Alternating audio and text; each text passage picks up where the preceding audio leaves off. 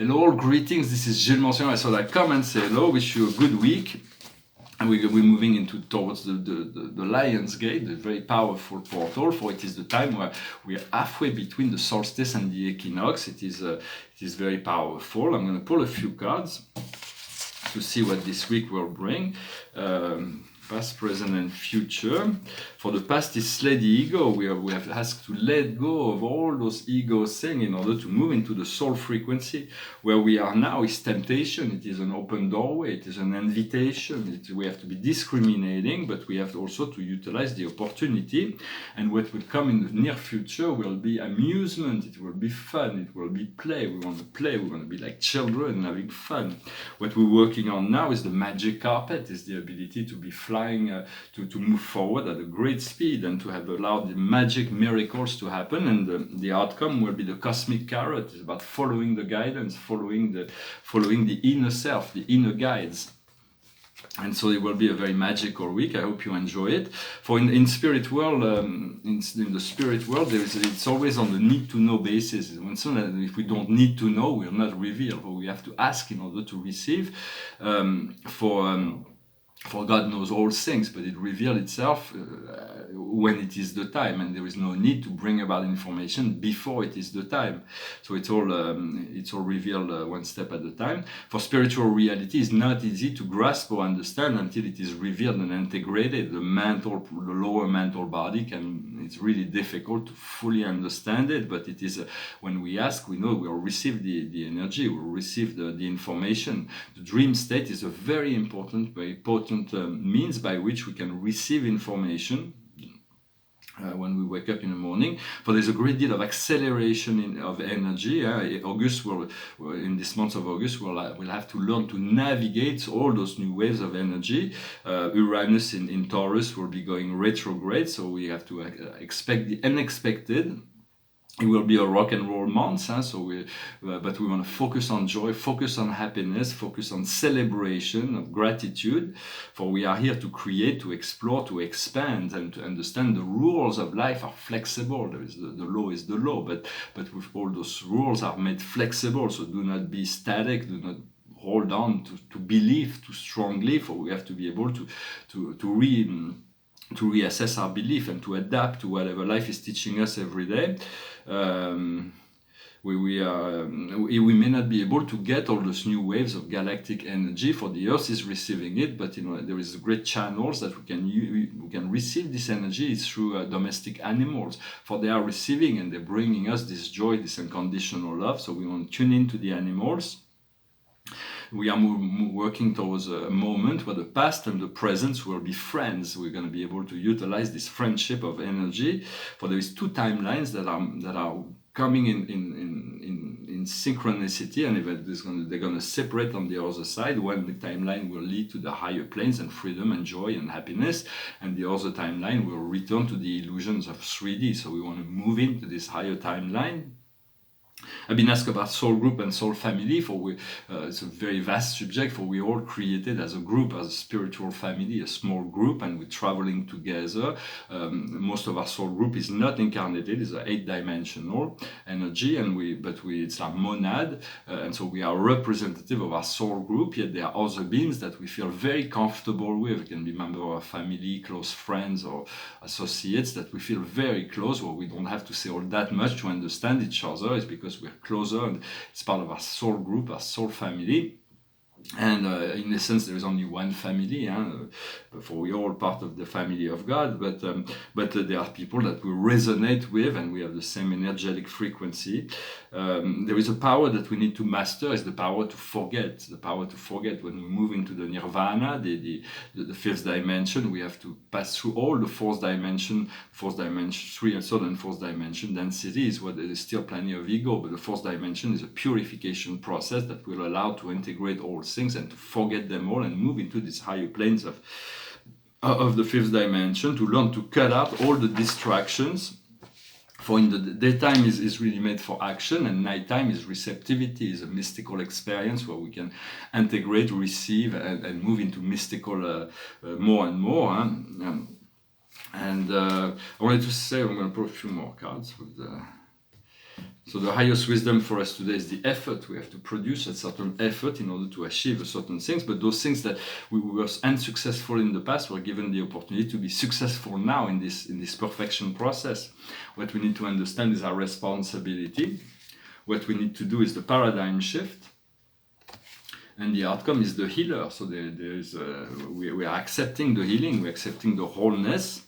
I was watching a TV show about the cosmos, about the astronomers. We have to salute all those who are seeking for the universe is a marvelous thing.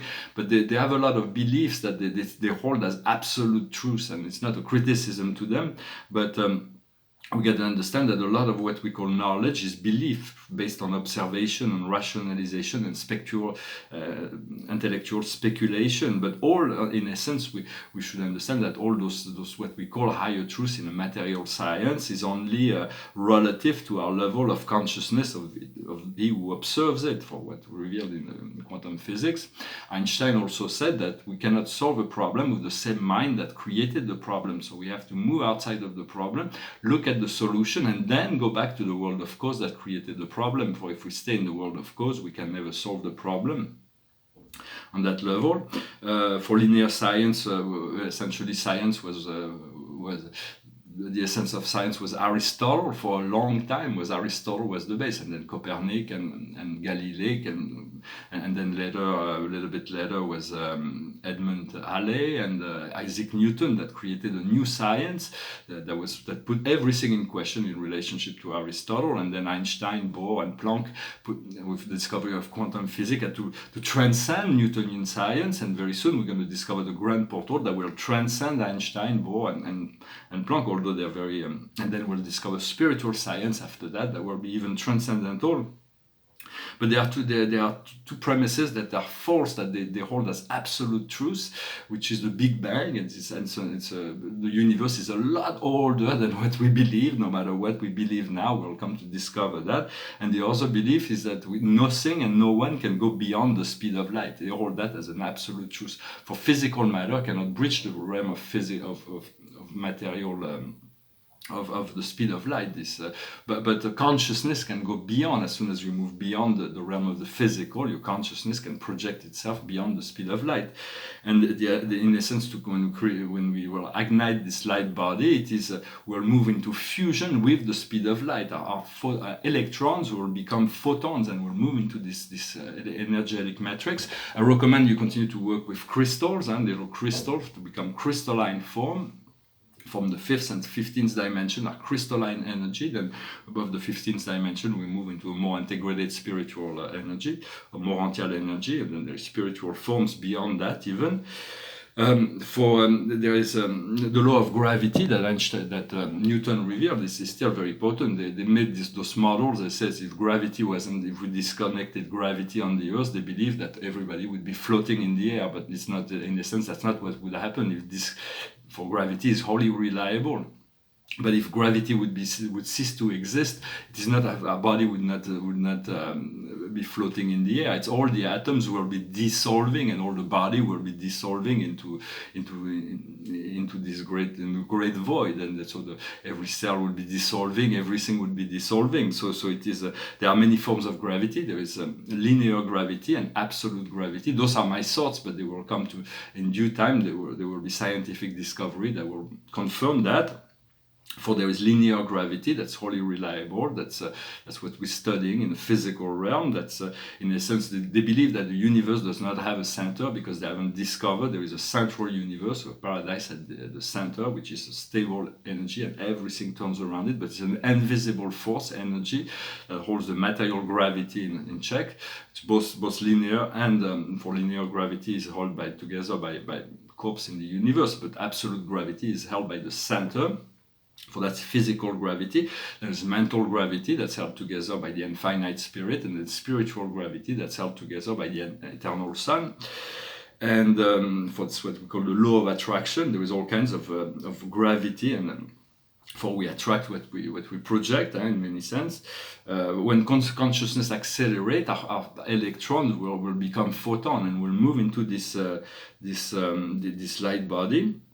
And we're going to also discover a propulsion system that will be able to propulse ourselves beyond the speed of light. That is how extraterrestrials are able to travel in the universe. Otherwise, the distance between the stars are too great. They would never be able to come in contact with us.